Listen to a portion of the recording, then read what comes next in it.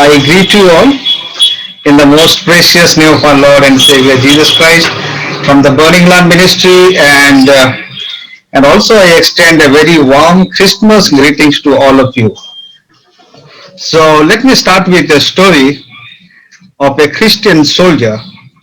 You might have heard the story, but this story has really encouraged me.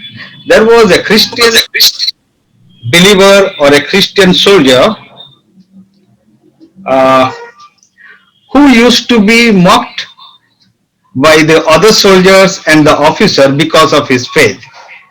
Because he loved the Lord and he prayed in the morning, he prayed in the afternoon, he prayed in the night, and they could see that this man loves God.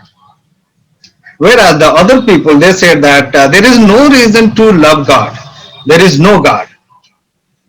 And they always used to mock him and also used to tease him, say a lot of things. And one day the officer called him when all of them were standing for the exercise and all. At that time, the officer of the battalion called him and said, I want you to park my jeep, my vehicle from that place to another place. Then the soldier said that I don't know how to drive. Then he said that no, no, you have to drive and prove, you pray and prove that you have a God who can help you to drive. So this man said that okay, what I will do is that I will pray and do that. And he took the key and he could start the jeep and he could park it perfectly in the place where it should be parked. And after parking, he came out. And when he came out, he finds the officers and the soldiers, they all are crying. They all are crying and shouting and saying that your God is the true living God. Then he said, why? What happened? I didn't know how to drive, but God helped me. But the officer said, brother, we wanted to mock you. We wanted to laugh on you. That is why I asked you to take the vehicle which doesn't have an engine. And it is only your God who can drive, who can help you to drive a vehicle without engine. And all of them bow down before the Lord. Friends, I want to tell you this evening today also, people around us, they are looking at us, they are mocking at us. Even as you know that in India, the persecution is also taking place. And one thing is happening, they want to see whether the Christian God exists or does not exist. Is the Christian God the same like other gods and goddesses, or Christian God is something different? That is why I said it is you and me, we are responsible to prove that we serve a God who exists. And that only would be possible when we as a Christian live by faith, and we are not just the Christian by faith. And I want to tell you, I would like to explain to you what I mean by Christian by faith and Christian who lives by faith. And we know, because we have been talking about faith a lot. Christians, they talk about faith, Biswasa. But what is the meaning of, what is the definition of faith? We know that in the book of Hebrews it is mentioned what is faith. And one dictionary says faith is strong or unshakable belief in something, especially without proof or evidence. Let me repeat again. Strong or unshakable belief in something, especially without proof or evidence. There is no proof, no evidence, but you would say that I have faith on that. And friends, it is not that easy to have faith when we do not know on whom we have the faith. If we do not know the person, we cannot rely, we cannot trust, we cannot have faith. But in the Bible, our God of the Bible stress on the fact that the children of God, the Christians, the so-called the followers and the believers of Christ must have strong faith. And I want to tell you the two words in Hebrew. The word for faith is emun. In Greek, the word for faith is called pistis. And the meaning, there are various meaning, and some of the meanings are to be faithful, to be carried, to be established, a substitute father, a substitute mother, pillars or supporters. So that means when God says that I want you to trust me or have faith in me, that means He says that have absolute faith that I am the pillar, I am the refuge, I can take care of you as your father, as your mother. I will be able to carry you through. I will be faithful to you. I will establish you. And this is what the Word of God demands from the believers. That is why in Hebrew chapter 11, verse 6, it says, without faith, it is impossible to please God. Friend, am I a Christian by faith or am I a Christian who lives by faith? I would request today if some of you brothers and sisters who can open the Bible and read for me uh, Hebrew chapter 3 verses 12 to 19. Anybody who gets it, please unmute and read the scripture portion, Hebrew chapter 3 verses 12 to 19. Anybody who gets, please read it. Hebrews chapter 3 verses 12 to 19. Yes. Take care, brothers, lest there be in any of you an evil, unbelieving heart, leading you to fall away from the living God. But exhort one another every day, as long as it is called today, that none of you may be hardened by the deceitfulness of sin. For we have come to share in Christ if needed. We hold our original confidence firm to the end. As it is said, today if you hear his voice, do not harden your hearts as in the rebellion. For we were those who heard and yet rebelled. Was it not all those who left Egypt led by Moses? And with whom was he provoked for 40 years? Was it not with those who sinned, whose bodies fell in the wilderness? And to whom did he swear that they would not enter his rest, but to those who were disobedient? So we see that they were unable to enter because of unbelief. Thank you, Pratiksha. So this is the Word of God. And the book of Hebrews is a wonderful book which talks about so much about faith. Even there is one chapter which is completely dedicated on the heroes of faith. And here in this word, it says that take care, brothers and sisters, that there not be any one of you a wicked, unbelieving heart. We should not have a wicked or unbelieving heart that turns away from the living God. If we have unbelieving heart, it is equal to that we do not have God with us. And I want to tell you, this scripture portion is written and taken from Numbers chapter 11 till 14. And we will be looking into Numbers chapter 11 to chapter 14. If you look at verses 16 to 18, it talks about for who were they who heard and yet provoked him? Who were they? They heard and yet provoked him. Was it not all those who came out of Egypt led by Moses? And if you look into that, then these people, they hardened their heart. So somebody can read Numbers chapter 14, verse 11. And the Lord said to Moses, how long will this people despise me? And how long will they not believe in me, in spite of all the signs that I have done among them? In spite of all the signs and the wonders they have seen, yet these people, they despised me and they have rejected me. Despised me and they have rejected me. And today, in my message, I want that we will go through a test that is called CMR test. Anybody who knows what is CMR test?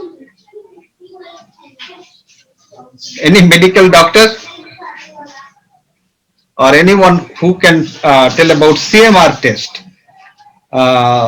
Different test has different kind of full form, and CMR is called cardiovascular magnetic resonance.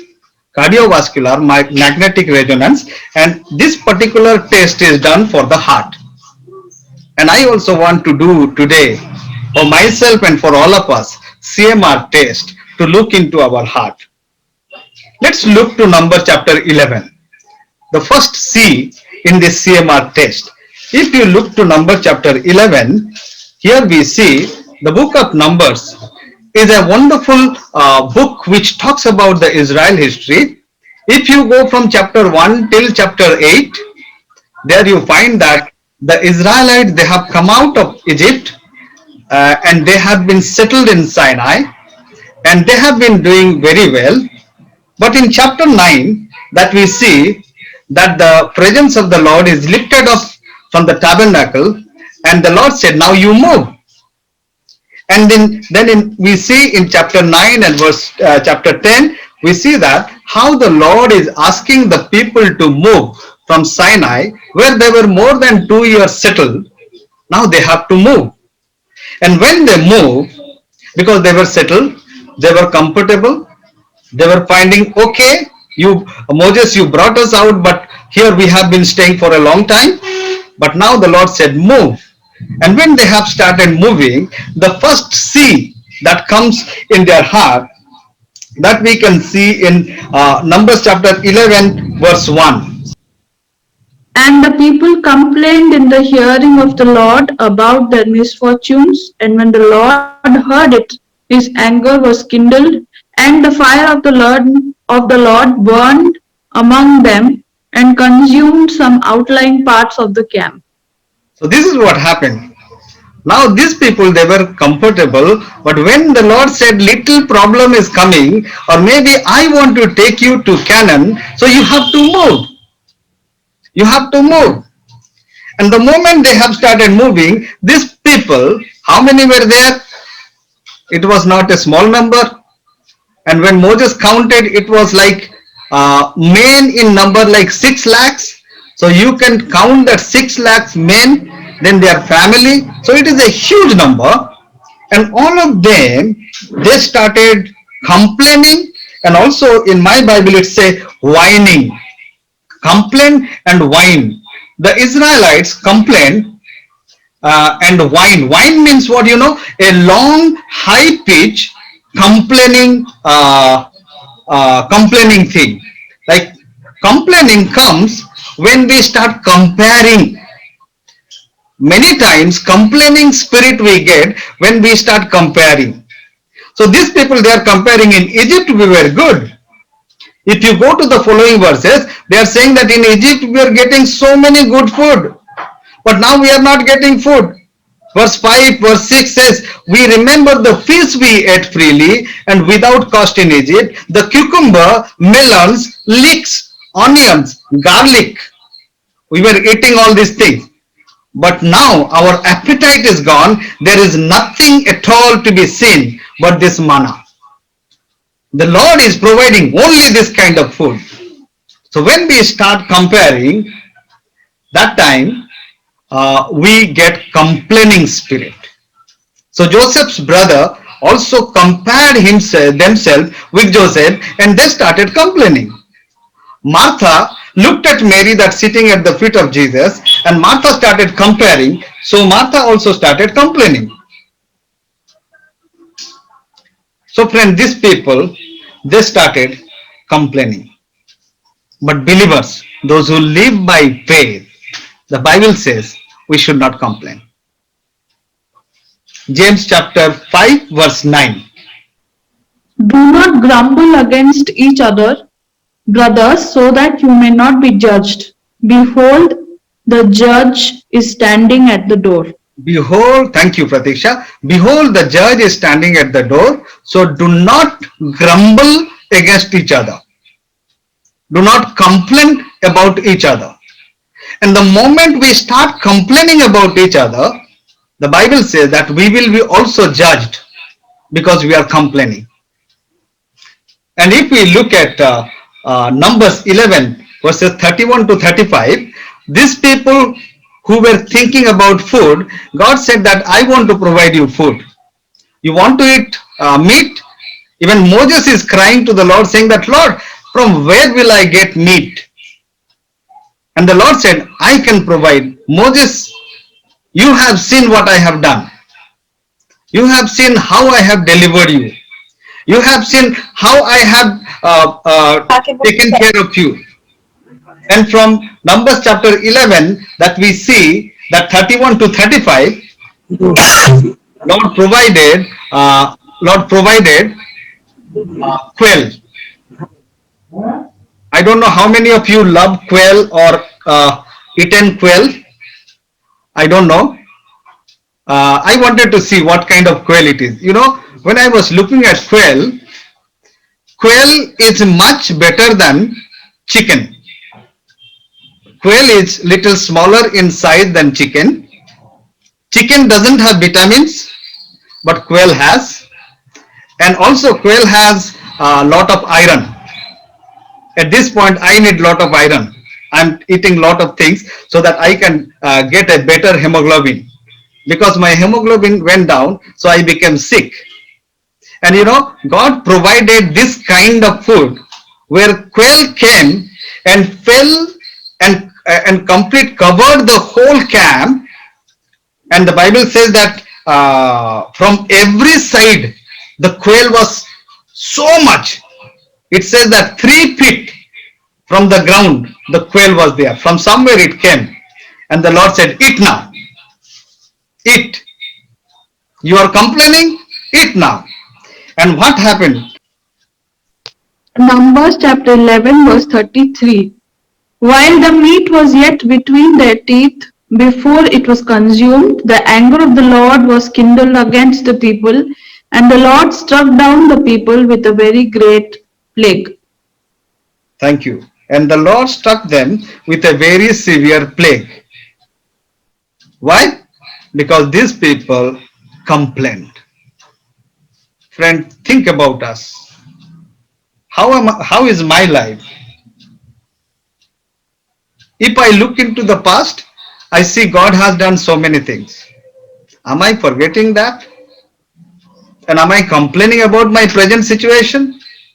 Am I complaining about my job? Am I complaining about my family? Am I complaining? The believers are not called to complain because they live by faith and they have a heart of gratitude. Even David was going through a lot of problems, but he never complained. Even though he complained, then he substantiated saying that I know my Lord understands me. And he said that bless the Lord, O my soul, and do not forget all the benefits. Let's do the first test. Do I have a complaining spirit within me? The second test that we will go through, the first test complaint that comes from comparison. The second test, I call it murmuring. Chapter 12 of Numbers, that you can see the title is written the murmuring of Miriam and Aaron. That is second thing that God hates, murmuring. And what is murmuring? If you go to the dictionary, you find that murmuring, it mentions a low continuous background noise. It may not be a loud noise, but at the background there is a constant noise that is disturbing. And the second meaning, it says a softly spoken or almost inaudible utterance. A softly spoken or almost inaudible utterance. That means you are speaking within your heart. You are murmuring. We murmur sometimes. that nobody hears, but we murmur. We speak something in the heart. We are angry about something, or we are jealous. The murmuring comes from jealousy. Murmuring comes from jealousy. And here we see Miriam and Aaron, the brother sister of Moses, they are murmuring against Moses because he is married to a Cushite woman. And Miriam and Aaron, when they were murmuring, that means Moses was not there, but they were talking. They were talking against Moses. Or Miriam was telling, are we not good? Only God speaks through Moses, not through us. And you know who heard it? Can you please read verse 2 of chapter 12? Numbers chapter 12, verse 2. Hmm. And they said, has the Lord indeed spoken only through Moses? Has he not spoken through us also? And the Lord heard it. Who heard it? The Lord heard it. Okay? Sometimes when we speak, nobody hears, but God hears. Everything we murmur, God hears it very clearly. And if you go to the following verses, verse 4, he calls out Moses, Miriam, and Aaron, come to the tent. I want to talk to you. I want to deal with this problem. Why did you speak against my servant Moses? Why did you murmur? That was inaudible, but I have heard it. You have spoken like this. You murmured against me. And God was so angry. Again, here it is mentioned, the anger of the Lord kindled because of this kind of behavior, because of murmuring. And he spoke to Moses and Aaron, Miriam and Aaron, saying that I love my servant Moses. I talked to him face to face. Why did you speak like that? And what happened? You know, what is the result? The presence of the Lord departed. Verse 9 says, the anger of the Lord was kindled against Miriam and Aaron, and he departed because of murmuring. And when we murmur, we lose the presence of the Lord. Because we are not satisfied. We are jealous about something. And Jude chapter 1 verse 16 says, godly people do not murmur. Rather, ungodly people, they murmur. Hebrew chapter 13 verse 5 to 6 says, be content with what you have. Do not murmur. Contentment with godliness is a great gain. James chapter 3 verses 14 to 16, it says that if you have jealousy and you murmur, it is a demonic activity. Dear friends, let's look within ourselves and find out the second test. Do I murmur? Do I mock at people? Do I have a spirit of jealousy? If you are struggling with murmuring spirit, the Lord wants that it should be dealt with, because Christians need to live by faith. We are not just Christian because our fathers were Christians, because we go to the church, because we read the Bible, because we pray, because we write in the form that we are Christian. We are not Christian for that. We are Christian so that we will live by faith. We will live claiming what the word of the Lord says. The first test was C for complaining spirit, and second test is M for murmuring spirit, and the third test that I want to go for R is called rebelling spirit. That I will take you to Numbers chapter 14. Numbers chapter 14 talks about the Israelites. They started rebelling against the Lord, because in chapter 13 Moses sent 12 spies to the land of Canaan, saying that you go and see what kind of land is that. Come back and report to us. Come back and let us know.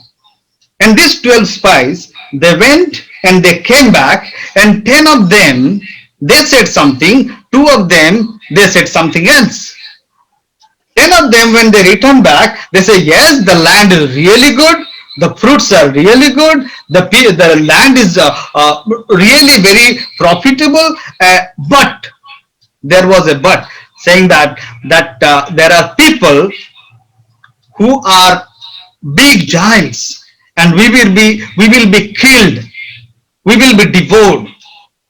They said everything is good, but it is impossible. It is impossible. These are some kind of people, they say that they live by, they are Christian by faith, but they will say that it's not possible. Even though they will see so many things, but finally they will go for reasoning and say that we need to think well and plan well. They will not go with the word of God, because God said, I will give you the land which flows with milk and honey.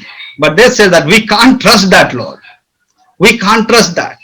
So 10 of them said impossible, and 2 of them, Joshua and Caleb, said impossible. So impossible or impossible, that we need to find out what is there in our heart. And in verse 40, chapter 14, if you go there, you find that these people started rebelling against Moses. Can you please read Numbers chapter 14, verse 22, 23 and 26 to 30? None of the men who have seen my glory and my signs that I did in Egypt and in the wilderness, and yet have put me to test these 10 times, and have not obeyed my voice, shall see the land that I swore to give to their families, and none of them who despised me shall see it.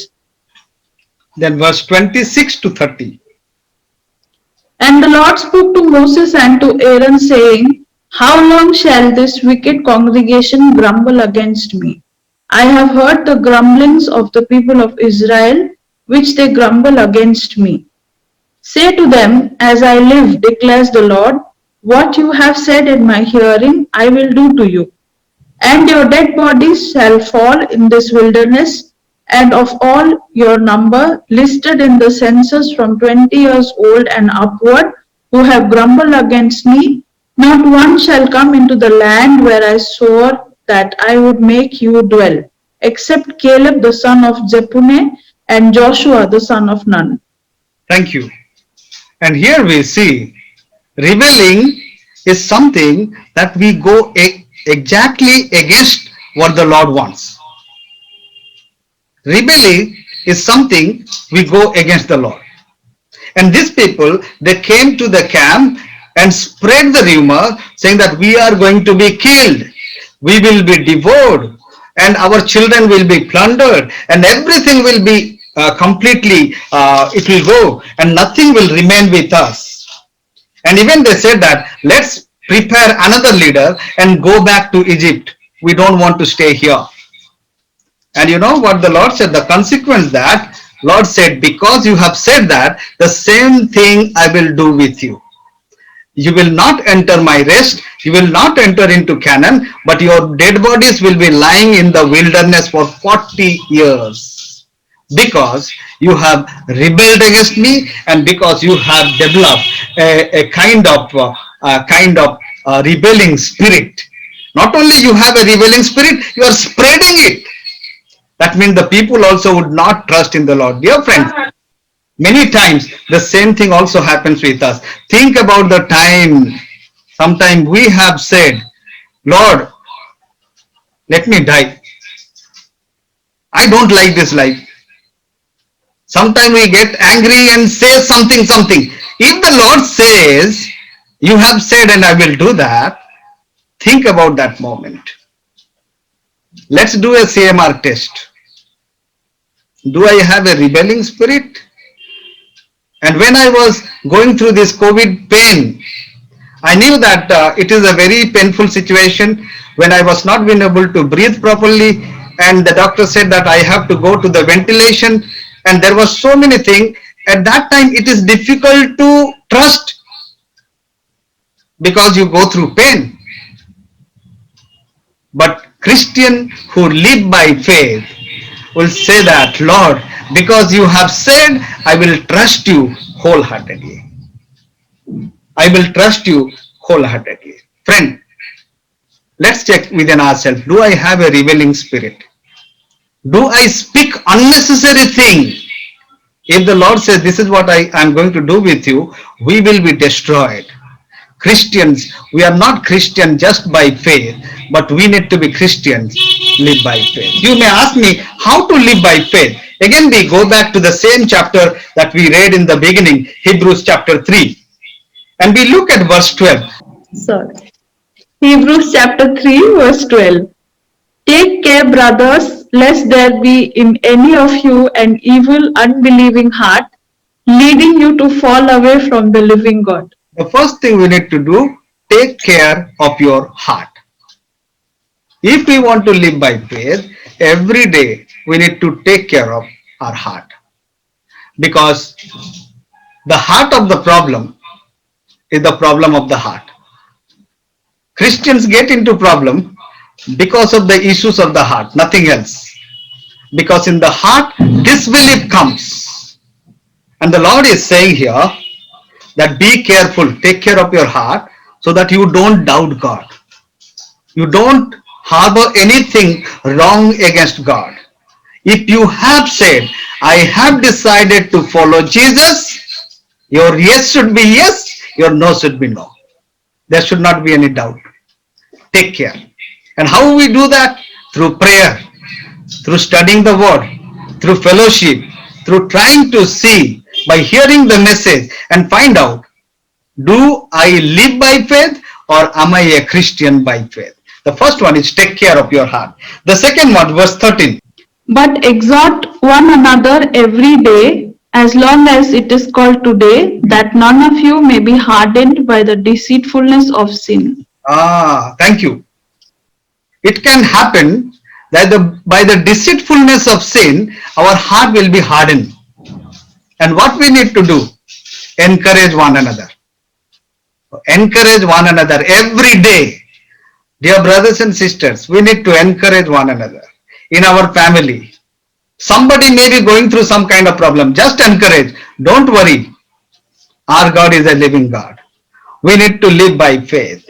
Encourage one another. The second thing, we may go through those kind of problem. I also thank God because many of my friends, many of our brothers and sisters who encourage me, you are going through struggle, no problem, don't worry, God is still with you.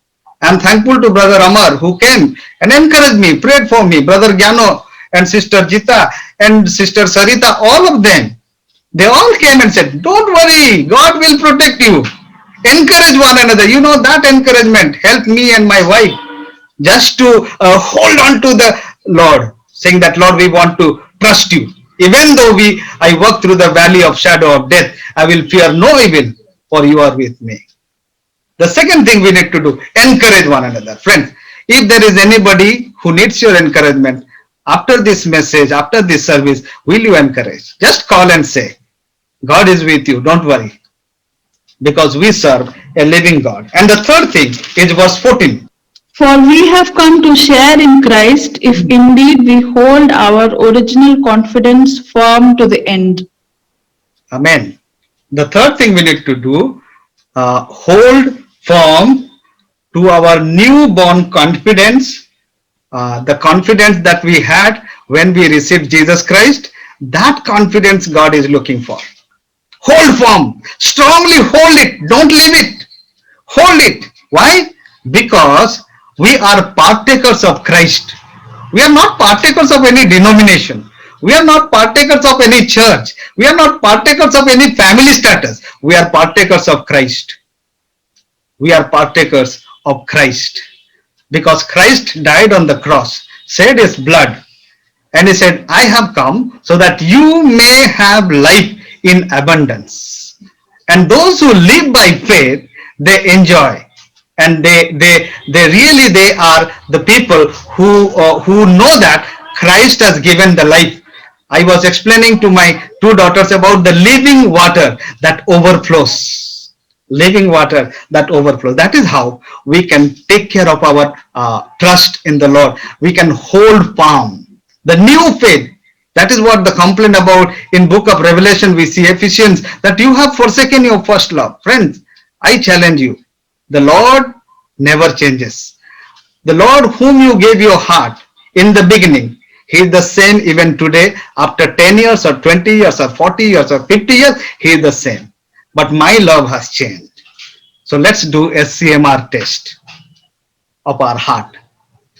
Do I have complaining spirit? Do I have murmuring spirit? Do I have rebelling spirit? Let's not be a Christian by faith, but be a Christian who lives by faith. And what is faith? Unshakable belief without proof. Hebrew chapter 11 verse 1 says, the thing that you don't see, yet you believe. And somebody has given a very good definition of faith, Faith. It is called forsaking all, I trust him. Forsaking everything or forsaking all, I trust him. Shall we look to the Lord in prayer? Let's bow down our heads in prayer. Father Lord, what a privilege we have that we know you as our Lord and as our Savior. There are millions of people who are looking for God, who are looking for the truth, but you came and said, I am the truth, I am the way, I am the life. And whoever believes in me will not perish, but will have eternal life. Today we have failed, Lord, many times when we are just like the Israelites. Even though we have seen so many things, we complain, we murmur, we rebel against you. Forgive our trespasses, Lord. Forgive our iniquities, Lord. Forgive our sins, Lord. Forgive our shortcomings, Lord. Forgive our loopholes, Lord. Give us strength that we will be the people who, like Paul, can say, I fought a good fight of faith. I have finished the race. And now I know that there is the crown of righteousness for me. Lord, you give us that rest. You called us, all those who are weary and heavy laden, come to me and I will give you rest. We want to enter into your rest, Lord. Give us that peace which surpasseth all understanding. We love you, we worship you, we adore you. We commit each one of our life into your hand. We thank you for hearing us, accepting us. In Jesus' name we pray. Amen. Amen. Amen. Amen.